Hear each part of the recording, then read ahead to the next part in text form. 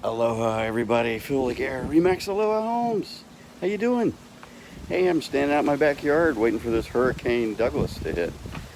Right? No big deal. Little wind, little rain.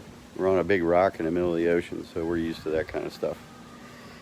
Hey, if you're listening or watching this, welcome to my YouTube channel. I'm trying something a little new. I'm going to start a series of short videos outlining my tips for you if you're looking to buy or sell a home. All right, so today I'm going to start with my very number one pro tip for you guys. All right, if you're thinking about buying a new home or selling your existing home or doing both, this is the number one piece of advice that I could possibly give you. Interview and hire a real estate agent. Interview and hire a real estate agent. Interview a number of real estate agents. Pick the one that you think will work best for you, right? Not only think, but proves that they'll work best for you. See their track record, talk to them, their staff, see how they're connected. Make sure that individual, their specialty is what you're trying to do. Buy residential real estate or sell residential real estate. And if it's a commercial building, you want a real estate agent that has a lot of experience in the commercial industry, right? I'm kind of targeting this for you, the home buyer or the home seller, right? Interview, don't just interview one, interview several until you get the one that you feel is the right fit. And you know what? Anytime during that experience, as you're moving down the road looking to sell or buy your home, right? If you get a feeling that that agent's just not working for you or not working right for you, you have the right to fire them, right? Even if you sign an exclusive agency contract or an agreement, rather, not a contract, exclusive agency agreement with them, it's an agreement. You can disagree. You can just tell them, sorry, it's not working out. I'm going with somebody else, right? That's your leverage as the client, right? But you always want to have that with a real estate agent. So once you meet someone and they gain your trust and confidence that they are the right person for you, then you want to sign that agreement. You want to sell that seller's exclusive agreement or the buyer's exclusive agreement. What that does is you're agreeing that that agent or that brokerage will buy or sell, will be your representative when you buy and sell your home. Okay? It's a legally binding agreement that requires the real estate agent to give you what we call agency, right? To earn your trust, to be maintain your confidence, and to be accountable, right? Everything above board, everything confidential, gaining your trust, right? Be accountable, right? That's a powerful agreement. And if you sign that with me, I am required to provide all that for you, right? I will do my utmost to be your representative, to find you the best situation, to look for that perfect piece of real estate that you would like to buy or that new home, right? And gain your trust in doing it, the whole process. The other thing that you want to do when you're interviewing is to look at the staff that are supporting that real estate agent. So I'm an agent myself, right? But I work with a real estate brokerage, right? In Hawaii, you have to work for a broker. The broker is the boss. Really, the real estate agent is the agent, going to do all the work to help you buy or sell that home, but it's the broker who's ultimately responsible, at least in the state of Hawaii. So I couldn't just go out on my own and sell or buy real estate or represent people selling and buying real estate as just a real estate associate or realtor associate, I'd have to go through a brokerage, right? I have to have a brokerage sponsor me. And it's kind of a good thing because, especially as a new agent, there's a lot of stuff I don't know. I'm kind of learning as I go, right? I have the drive and determination and the attitude, right? And I've passed all the tests and exams, but there's a lot about the real estate business, right, that is learn as you go kind of stuff. It's pretty much like being a lawyer. There are contracts involved. There are legal contracts. We have statutory law we have to follow, right? And we have ethics and guidelines and rules that we have to follow from the Hawaii Board of Realtors and the National Association of Realtors that require us to follow. And it's a bit daunting to come into it as a brand new agent and be expected to know everything. So that's the great thing about being a part of a brokerage firm, is that the broker is responsible for making sure you do everything by the book and you do all the stuff that has taken many years of experience for them to learn. They pass on to you. And I'm very fortunate because I'm a part of RE/MAX Aloha Homes. Ray Prozik, he's a titan in the industry. He's #1 realtor for RE/MAX here in Hawaii. He's one of the top agents in the whole United States. In fact, he was just spoke at a big convention, and he was the second from the last person to speak, and the last person to speak was the guest of honor, right? And he was right next to him. So what's cool about RE/MAX Aloha Homes, Ray has built a great team around him and around us, and I'm really happy to be a part of that. So you want to look to the realtor that you hire to see, well, who's the team that's supporting him?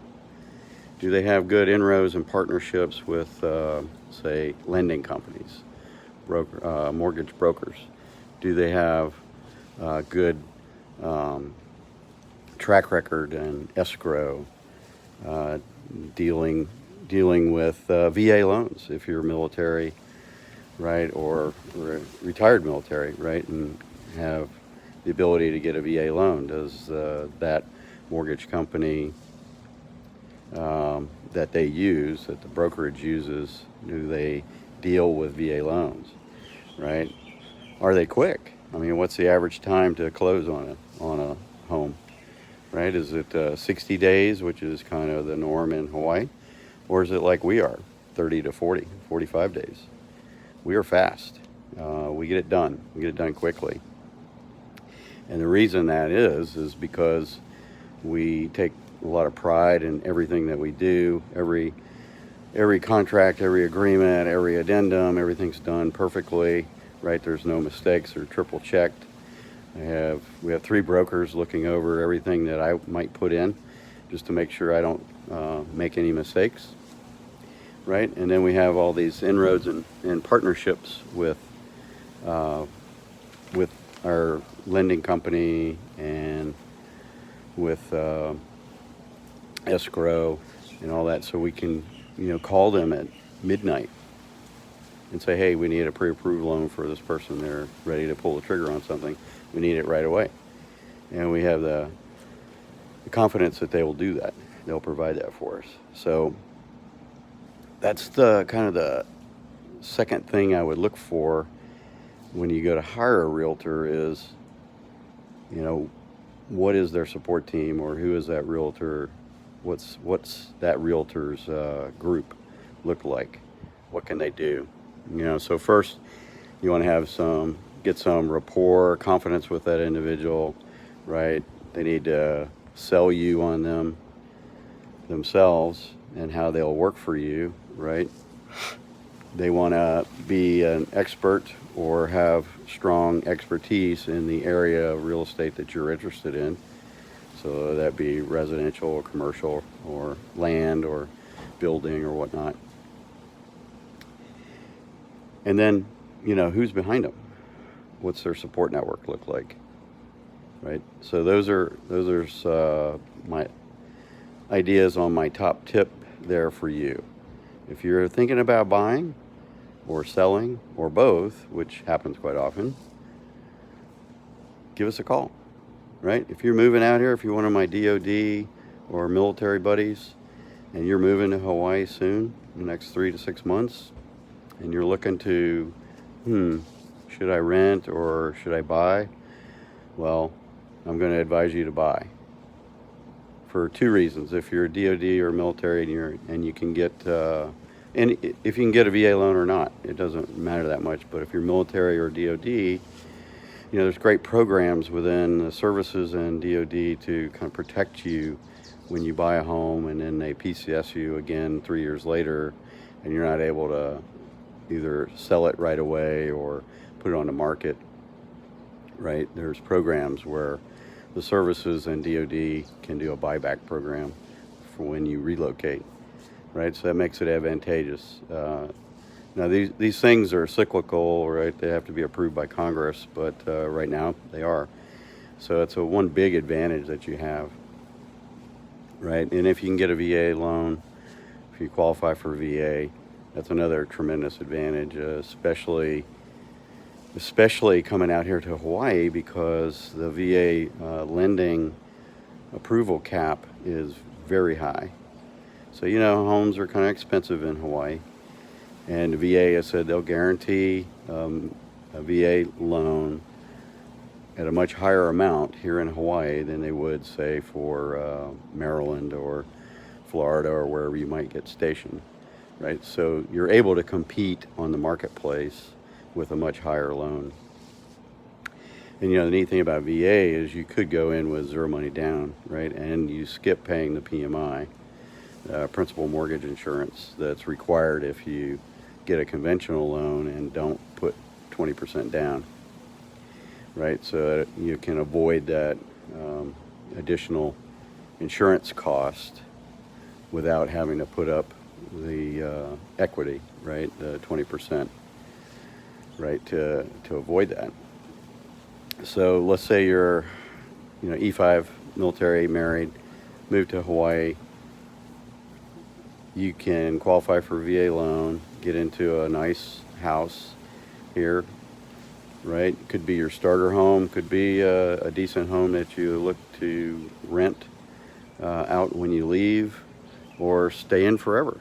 You never know, right? But with zero money down, or maybe a small amount down if you want to put some down, right? And a VA loan,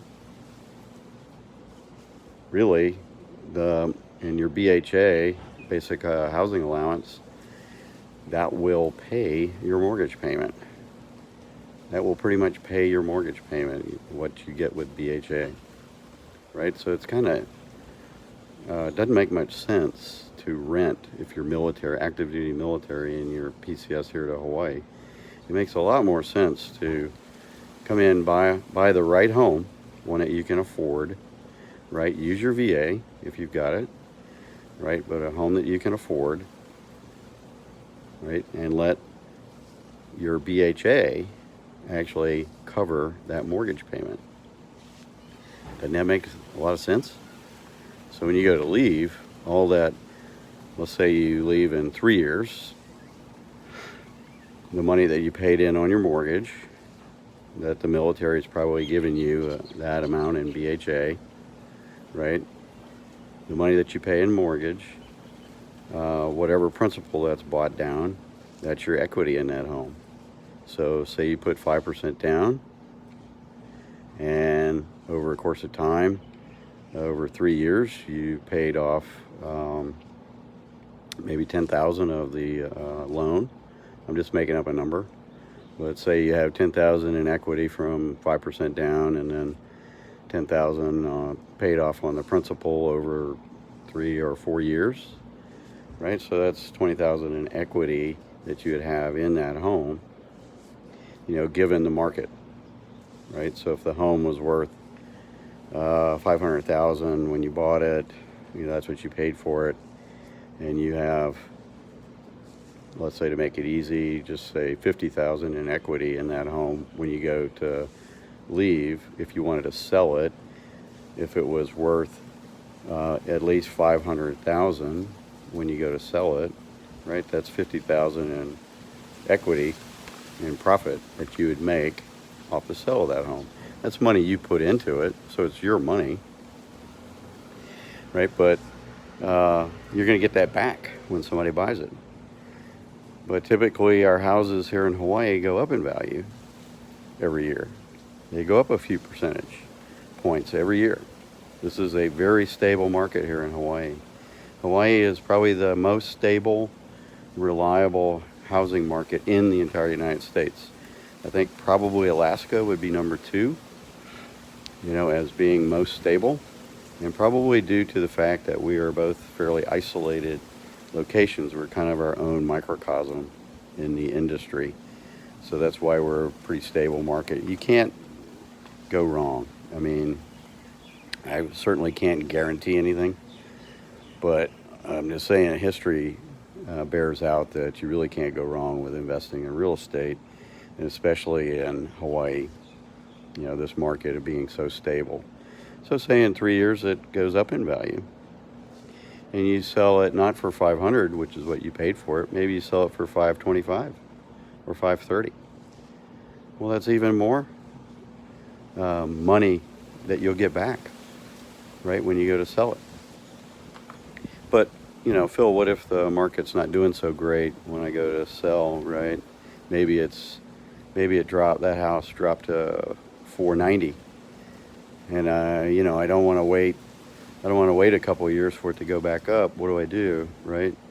Well, the DOD or the services can bail you out, do a buyback program where you don't lose anything, but you don't really make anything.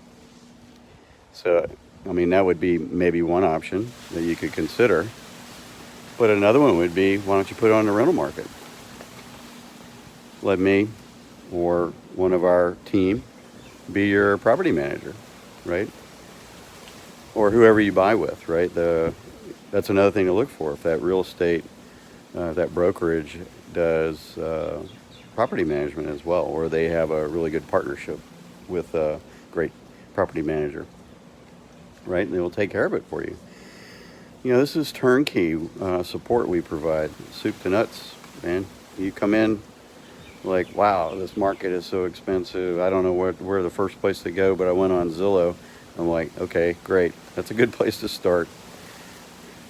Let us take it from there, right? Let us work with you and take it from there, right? And then, so you bought that home. You're here for 3 years. You decide, okay, we'll rent it out for a couple more years so we can build more equity in the home. Because remember, every month you make a mortgage payment, you're building equity in that home. Doesn't matter what the value of the home is at that point. Maybe it went a little low, maybe it's high, but you're willing to wait a while longer so that you can build up some equity. Say, with the capital gains laws, you just have to live in it 3 out of the last 5 years. So you could rent it out for 3 years, right? And then decide to sell it and avoid all your capital gains, right? That's $500,000 in capital gains avoidance, right? Not that you sell that house is going to have that much capital gain, but you'll avoid the capital gains, period, if you've lived in it 2 out of the last 5 years. So you move away, you get PCS to Alaska, buy another house up there, rent this one out, 3 years. Okay, Phil, time to sell it. We want to avoid the capital gains and housing value. The market's gone up, so we're going to, we are going to capitalize on that. So we'll sell. And you do, right? Or you say, we'll keep going. We'll keep renting it for a while until we get even more equity built up. And we decide, it's the right time that we want to cash in on that equity so that we can buy like the forever home. We're getting into the big $1 million properties or something like that and use the equity out of that. And maybe if you bought a house up in Alaska too, right, you're renting it out for a few years and then you go to sell them all. right? You could go move back into one of them for 2 years, then sell it, then go move back into the other one for 2 years and then sell it if you want.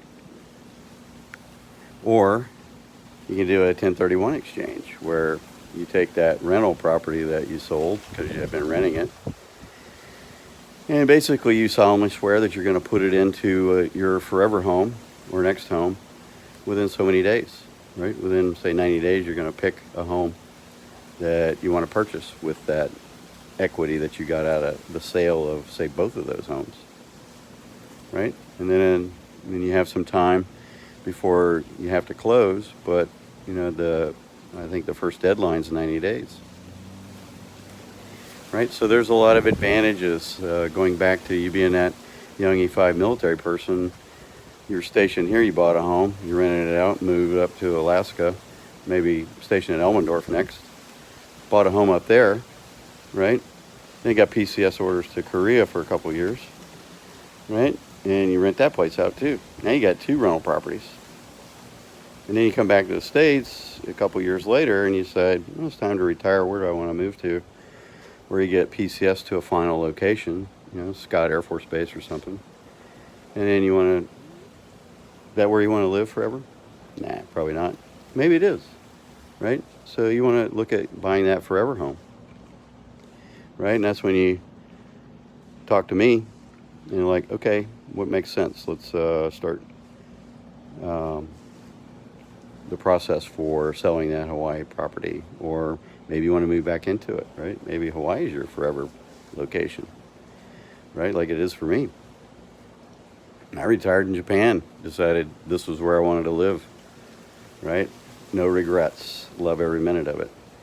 So anyway, that's just kind of a scenario for you. So the young military person, DOD person, similar, right? Maybe you don't qualify for VA because you weren't in the military, or you're not retired from the military, but you have some of the same relocation benefits that DOD will buy back your home or ensure your home is bought and you don't lose anything. So it's a big advantage being military or DOD. Right? So I hope this was helpful for you guys. Stay tuned to my YouTube channel. I'm planning to put out a few more of these little helpful hints. The next one that I'll talk about is, talk about getting that pre-approved loan amount.